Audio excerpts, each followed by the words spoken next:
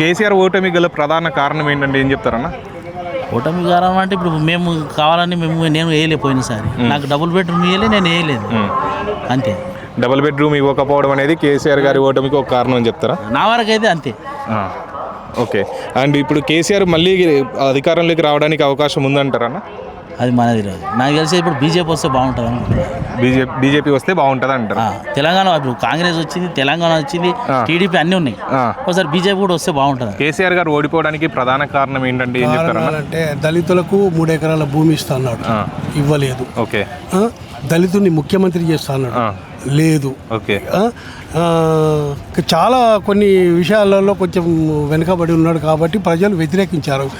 ఇంకొకటి ఏంటంటే ఇది మన దళిత బంధు ఏం చేసిందంటే దళితులకు ఇవ్వకుండా దళితుల పేరు చెప్పుకొని రెడ్డిలు తీసుకున్నారు. ఓకే. ఇప్పుడు నేను దళితుని, నాది క్యాస్ట్ సర్టిఫికేట్ ఉంటుంది.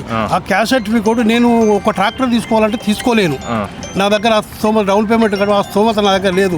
ఒక అదర్ క్యాస్ట్ వాళ్ళు వచ్చి నా క్యాస్ట్ సర్టిఫికేట్ తీసుకుపోయి వాళ్ళు నా ద్వారానే కార్పొరేషన్లు అప్లై చేసుకొని వాళ్ళు తీసుకొని దళితులు అక్కడ లబ్ధి పొందట్లే, వేరే క్యాస్ట్ వాళ్ళు లబ్ధి పొందుతారు. అంటే దళిత బంధు ద్వారా దళితులు కాకుండా మిగిలిన వర్గాల వాళ్ళే లబ్ధి పొందుతారు, దళితులు లబ్ధి పొందట్లే.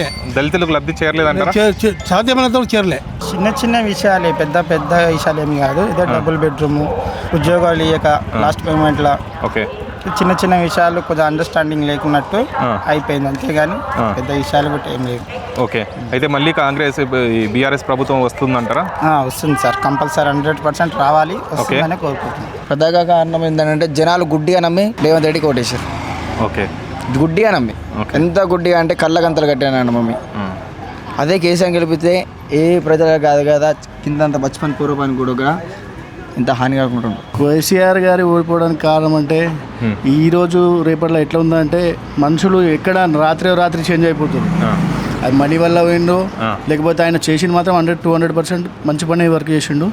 కానీ ఆయనకి ఎట్లా అంటే ఇక మనంతలో మనం ఓడగొట్టుకున్నాడు తప్పగానే ఆయన మిస్ అయ్యేటోడు కాదు. అసలు మిస్ అయిపోయింది, ఎట్లా మిస్ అయిపోయింది ఇక దాని గురించి. కేసీఆర్ గారి ఓడిపోవడానికి ప్రధాన కారణం ఏంటంటే అది విలేజ్లలో అయిందన్న, సిటీలో మాత్రం అంతటా గెలిచింది. ఓకే. సిటీలో మాత్రం మొత్తం గెలిచింది, కానీ విలేజ్లలోనే కొద్దిగా ప్రాబ్లం అయింది.